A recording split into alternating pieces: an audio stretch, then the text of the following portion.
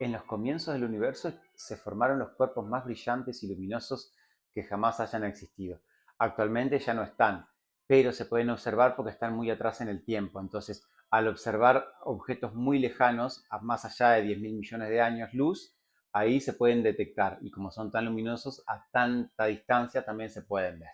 Bueno, bienvenido nuevamente. Mi nombre es Eduardo Bertinaviré y vamos a continuar con estos objetos radiactivos y de mucha radiación, como estuvimos viendo ayer, todo el tema de los rayos cósmicos. Bueno, ahora vamos a agregarle qué tipo de cuerpos puede generar también algo de esta radiación intensa, que no necesariamente rayos cósmicos, pero sí que fueron los objetos más eh, luminosos. Estamos hablando de miles de veces la luminosidad de una galaxia y millones de masas solares.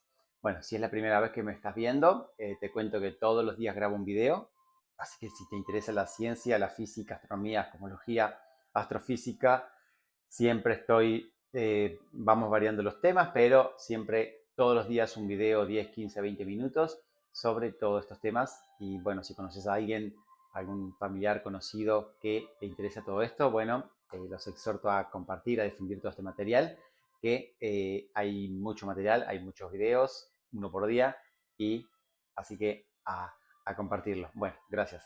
Eh, ¿Qué son estos objetos y por qué brillan tanto? Bueno, se llaman cuásares.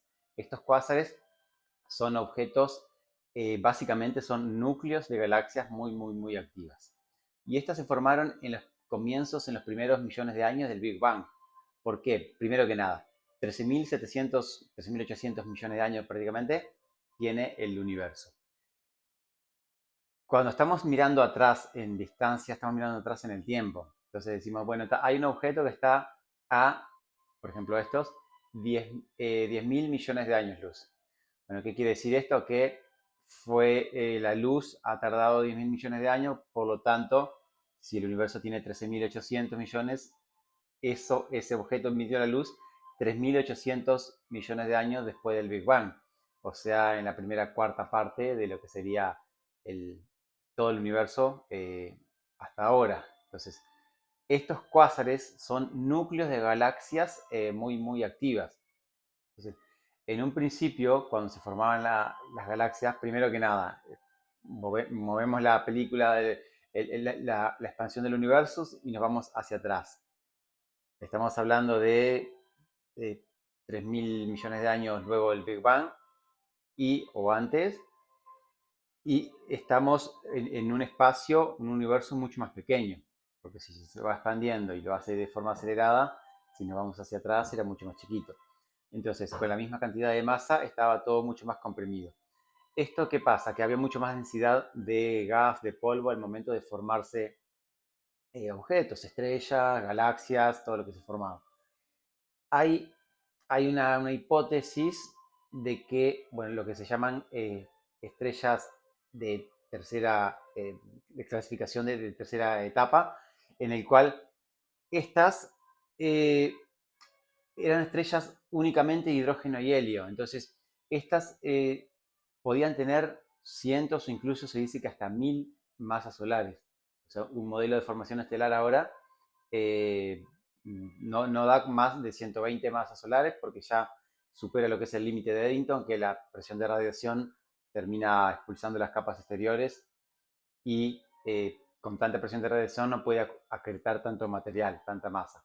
Pero si las estrellas primitivas eran únicamente hidrógeno y helio, no tenían nada de metalicidad, se llama metalicidad, o los astrónomos suelen llamar metales, todo lo que no sea hidrógeno y helio. Entonces, si la estrella está formada por hidrógeno y helio únicamente, que son los elementos que se formaron en el Big Bang, la estrella no tiene metales, o sea, baja metalicidad. Ahora, cualquier otro elemento más pesado que el hidrógeno y que el helio, ya se le dicen metales. Entonces, eh, segunda, tercera generación de estrellas, a medida que una explotaba como supernova y fusionaba elementos más pesados, ya empiezan a tener más metalicidad. Ahora, la primera generación de estrellas no tenían. Entonces, se estima que podían tener mucho más masa. ¿Por qué? Porque la radiación podía salir de manera más fácil del interior de la estrella. Entonces no había esta presión de radiación tan intensa que es que al llegar a estas 120 masas solares termina expulsando todas las capas exteriores. Entonces sí que podía acretar 200, 300, 500 masas solares sin tanto problema como sería con metales, con mayor metalicidad. ¿Qué provocaba esto? Bueno, que teníamos estrellas muy, muy masivas que explotaban como supernovas, generaban agujeros negros, incluso podían colapsar directamente como agujeros negros, si estamos pensando de 1000 masas solares, que ahora sería como imposible pensar una estrella de 1000 masas solares por el tema de que ya hay más metalicidad, están en todas las nebulosas ya tienen metales más pesados, elementos pesados, entonces estas condiciones no se daban únicamente en el Big Bang, porque bueno, esta nucleosíntesis primordial que se dio después del Big Bang es únicamente hidrógeno y helio formó. Entonces, básicamente, las estrellas no tenían metalicidad. Ahora, estas estrellas primitivas, las primeras, de alguna manera sabemos que cuando más grande es, cuando más masivas son, menos tiempo viven. Entonces, vivían pocos millones de años, poquitos millones de años. Pensemos en el Sol, 10.000 millones de años, 10.000 millones. Bueno, una estrella supergigante de esta, 10 millones de años. O sea, 1000 veces menos de lo que vive el Sol. Una milésima parte, es poquito. Pero con muchísima más masa, que quiere decir que la consume muy rápido y explota. Esto lo que genera es, además, tenemos varias condiciones aquí. Agujeros negros bastante grandes. O sea, agujeros negros astrofísicos, porque no son primordiales por simplemente colapso de nube, esto que nos han descubierto, pero están teorizados y eh, están ahí pendientes de descubrirse. Estos son astrofísicos porque son producidos por estrellas. Si tenemos estrellas muy grandes, ya partimos de agujeros negros bastante grandes. Otra cosa, tenemos mucho más concentración, mucho más densidad de materia, porque el universo, si tenía un espacio mucho más chico, era mucho más denso, por lo tanto, había mucho más probabilidad de que interactúen eh, agujeros negros, se vayan fusionando y para generar agujeros negros más grandes. Ahora, también no nos olvidemos de las inhomogeneidades del fondo cósmico de microondas, en el cual empezaron a colapsarse regiones, en esas pequeñas fluctuaciones que había, esas pequeñas variaciones décimas de Kelvin en este fondo cósmico de microondas, es donde colapsó más la materia para formar las galaxias y los cúmulos de galaxias. Porque si se compara lo que es el fondo cósmico de microondas con un espacio en la actualidad evolucionado con galaxias, coinciden estas zonas de mayor temperatura con mayor masa y número de galaxias y estrellas. Entonces, esto lo que ha ido de alguna manera evolucionando es, bueno, se han formado agujeros negros, han estado más cerca para ir fusionándose y generar agujeros negros supermasivos. Recordemos, todas las galaxias, o prácticamente todas, tienen un agujero negro supermasivo en el núcleo. Entonces, ¿qué es un cuásar? Volviendo al tema inicial, es un núcleo de galaxia muy, muy activo. ¿Qué es esto? Bueno, pensemos, un núcleo de galaxia con un agujero negro supermasivo de millones de masas solares. Bien, ahora estamos en las primeras etapas del universo en el cual hay mucho más gas disponible, además de haber más densidad porque está todo más amontonado, hay mucho más hidrógeno y helio disponible que lo que hay ahora, porque de alguna manera se ha ido consumiendo algo, aunque siga siendo los elementos de más abundancia, en el principio era prácticamente todo hidrógeno y helio. Entonces, 75% hidrógeno, 25% helio y ya está, paramos de contar. Entonces, esa cantidad encima más comprimido, más denso, lo que generaba es, bueno, si se logró formar un agujero negro supermasivo, ya sea por colapso de varios de estos, y empiezan a acretar masa. Entonces, estos cuásares lo que son es que un agujero negro supermasivo empieza a absorber todo el gas interestelar que está a su alrededor. Y esto genera un disco de acreción. Este disco de acreción es el mismo proceso que se produce cuando se forma una estrella. Recordemos, empieza a girar hasta, en el caso de la formación de la estrella, bueno, se forma el núcleo, la protoestrella, el núcleo que va a ser la estrella. Esto es a escalas pequeñas. A escala grande tenemos un agujero negro supermasivo y un disco de acreción en el cual, esto es muy curioso, la temperatura puede llegar a 1 billón de grados, o sea, 1 millón de millones, o sea, por 10 a la 12 Kelvin. O sea, ni siquiera en una supernova, ni siquiera en una estrella, en el núcleo de una estrella supermasiva, o después de la explosión de una supernova, no llega, puede llegar a miles de millones, 1.000 millones de Kelvin, pero no a 1 billón, o sea, 1 millón de millones de Kelvin. Es una temperatura descomunal. Esto se debe por que, bueno, hay una gran atracción, una fricción enorme en el gas, y si estamos pensando en agujeros negros de millones de masas solares, la actividad, la fuerza gravitacional, la interacción gravitacional que hay ahí cerquita alrededor es descomunal. Y encima, una gran cantidad de masa de gas cayendo hacia ahí eh, genera una fricción tan grande en el cual tenga una temperatura como esta. Ahora, esto, estos núcleos o el disco de acreción, más o menos, no es algo del tamaño de una galaxia, ¿no? Ni mucho menos. Es un poco más grande que un sistema solar. Puede ser, en lo más grande, pueden ser, no sé, una decena, 2 docenas de veces la órbita de Plutón, como para hacerse una idea. Pero es algo relativamente pequeño, ¿sí? O sea, pensemos solo en decenas de sistemas solares en cuanto a tamaño. Algunos pueden ser simplemente del sistema solar, hasta la órbita de Neptuno, de Plutón, solo el sistema solar interior. Pero la luminosidad es miles de veces la de una galaxia.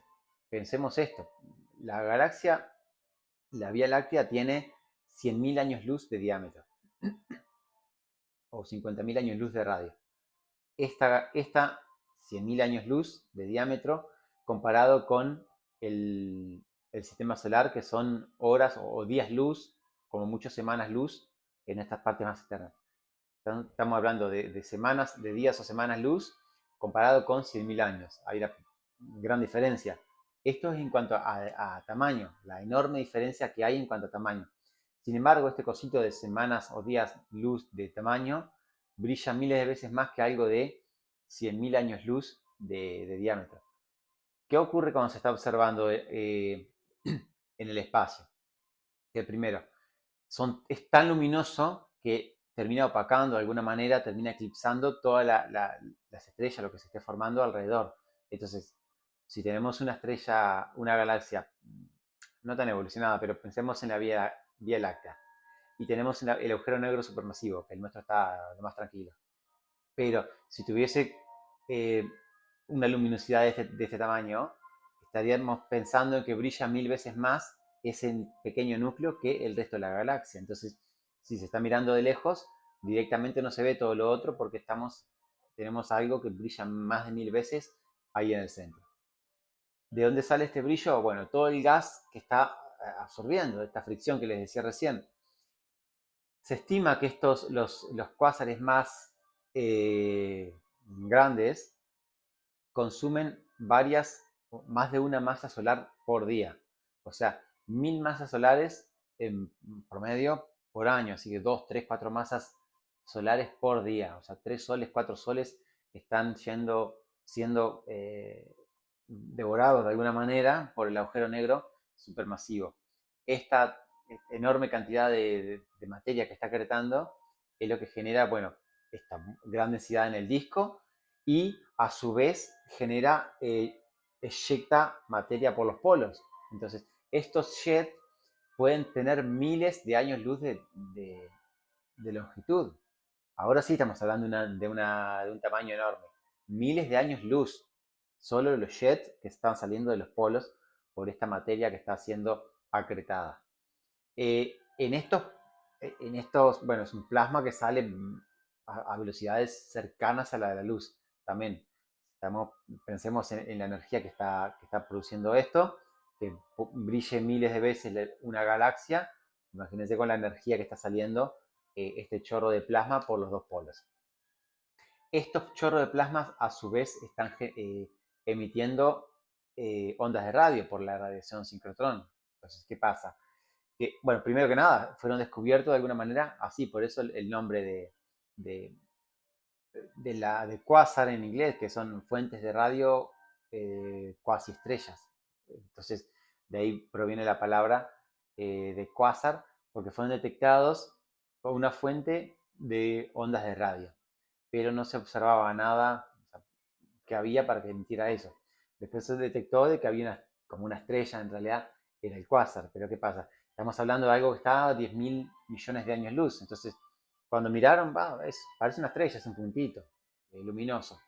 Ahora, cuando observaron lo que es el corrimiento al rojo, el redshift, esto es, recordemos, cuando una onda se está alejando mucho de un objeto, la onda se estira, la longitud de onda se estira, y cuando observaron esto, vieron que tenía un redshift altísimo. Esto no correspondía con ninguna estrella cercana, tendría que ser algo extremadamente lejos, lo más lejano que se pueda estar viendo del universo. Bueno, es lo que ocurre, que a priori se está observando y es como un puntito, es algo brillante, pequeño, en el cual al no verse toda la galaxia que lo rodea, parecería una estrella, pero bueno, con el redshift eh, tiene un desplazamiento al rojo tremendo y emite ondas de radio por esta radiación sincrotrón por la eyección de masa, por los polos, y bueno, si se observa con telescopios más potentes, sí que se ve que son con más forma de disco y que están emitiendo estos jets que tienen, como les decía, miles de años luz de diámetro. Eh, el 90% al menos de todos estos cuásares están a 10.000 millones de años luz de distancia, por lo menos. ¿Qué quiere decir? Que la gran mayoría se formaron en las primeras etapas del universo. Actualmente no hay, bueno, primero que no hay cerca, por lo tanto, ya es difícil de estar pensando de que con el tiempo que tiene ya avanzado el universo, no se formen esto. ¿Por qué? Bueno, porque de alguna manera se ha ido expandiendo, se han ido formando estrellas y si había una galaxia, porque las galaxias, no habría una formación de una galaxia actual en principio, ya las galaxias como tal ya están formadas, lo que sí hay es formación de estrellas. Entonces, cuando se formaron las galaxias, había mucho más material disponible y mucho gas, después se fue utilizando y formando estrellas y fue utilizado también de alguna manera por este agujero negro para generar toda esta actividad. Entonces, ¿qué pasa en la actualidad o qué pasaría? Bueno, estos cuásares en definitiva se terminan como convirtiendo en galaxias. Todas las galaxias grandes tienen un agujero negro supermasivo, entonces a lo mejor la propia Vía Láctea, el agujero negro supermasivo que tiene en su núcleo, Sagitario A, alguna vez fue un cuásar, seguramente haya sido. Entonces, un poco es esto, porque se han detectado más de 100.000 cuásares, pero como es casi en el límite de lo que se puede ver del universo, tiende a pensar y a creer de que estos se formaron cuando se estaban formando las galaxias, había gas disponible, bueno, el gas era acretado por estos agujeros negros supermasivos y de ahí es que estos objetos, estos cuásares vivieron en la primera parte, en los primeros millones de años del universo.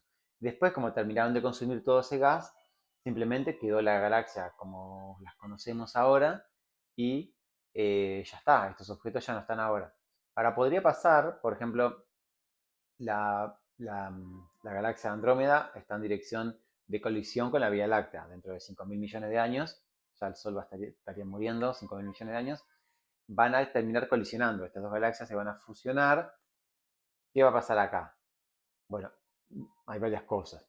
Primero que nada, cuando las galaxias se fusionan, eh, no, las estrellas en sí no chocan, porque más allá de que veamos una imagen y que sea como un dibujo que es todo amarillo o azul o el color que se vea, que es todo luz, en realidad es enorme la distancia que hay entre una estrella y la otra.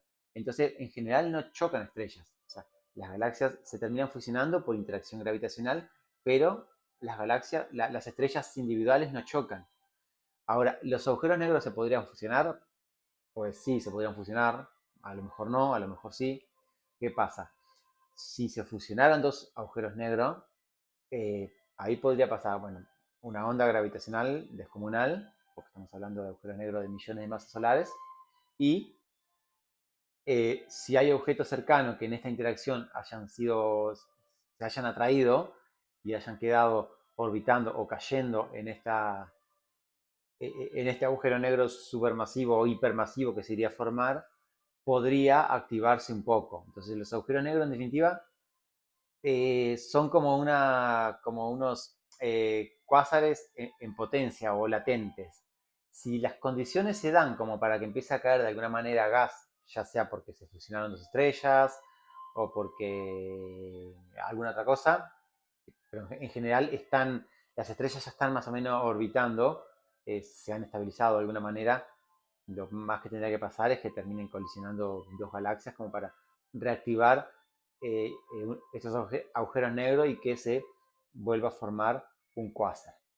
Hay otro concepto que se llama blazar, que es simplemente que la orientación de los jets, uno de los dos jets del polo de este quasar, esté apuntando en dirección a la Tierra. Entonces, ahí no lo veríamos como los chorros, porque si está apuntando hacia nosotros, veríamos simplemente la radiación que está llegando, tanto la luz como las ondas de radio, porque eh, la, por lo menos las ondas de radio más intensas, porque salen más que nada en la dirección del jet. Entonces, esta es una pequeña diferencia, una variación, un concepto básicamente, es como tiene la orientación de un quasar. Pero, resumiendo, son objetos que ya en principio no estarían ahora, los estamos viendo por la lejanía en distancia y en el tiempo, o sea, fueron los primeros objetos en el universo, los primeros grandes objetos, y la energía que emiten es miles de veces la de una galaxia, consumiendo varias masas solares por día, y toda esta actividad tan luminosa de alguna manera se fue terminando porque se fue terminando el gas circundante y además de eyectarlo, porque en definitiva eh, colapsa todo lo que está ahí y el resto es eyectado por los polos, y después que se queden sin este combustible disponible porque ya se ha ido formando estrellas, bueno, se estabiliza como una galaxia tal como las conocemos ahora. Bueno, sin más, por aquí quedamos lo de los cuásares. Si no te has suscrito, te reitero que exhorto a que lo hagas, que compartas todos estos eh, videos, algún conocido, lo que fuere, bueno, y nos vemos mañana en un video más. Muchas gracias por mirarme, adiós.